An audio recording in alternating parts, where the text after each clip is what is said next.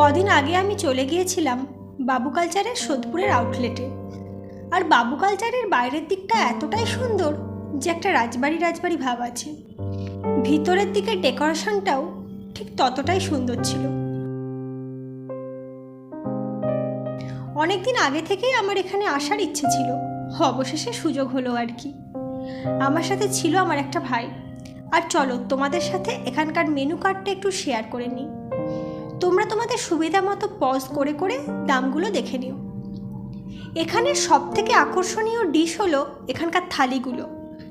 Veg non veg দু রকমেরই থালি available আছে। তবে হ্যাঁ, এদের উইকডেজ আর উইকেন্ডের জন্য মেনু কার্ড কিন্তু আলাদা আলাদা থাকে।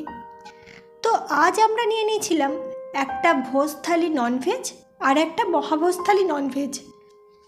মহাভোজ থালিটার মধ্যে ভাত আর বাসন্তী পোলাওয়ের সাথে ছিল শুক্তো, ডাল, আলুর দম, আলু পটলের তরকারি, কচু শাক বাটা দিয়ে একটা আইটেম, চিংড়ি, চিকেনকে বেটে একটা আইটেম ছিল, 2 পিস মাটন, লুচি, চাটনি, পাঁপড়, মিষ্টি, পায়েস।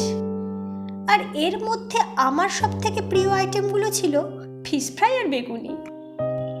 ভোজ থালির মধ্যে চিংড়ি, পায়েস, মিষ্টি ছাড়া বাকি সব আইটেম মোটামুটি সেমই ছিল।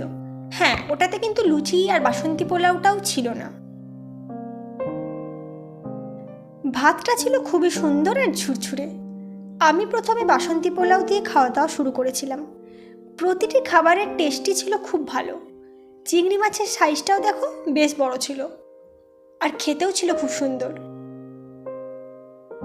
মাটনের সাইজগুলো যে খুব বড় ছিল তা নয়, তবে টেস্ট ভালো ছিল।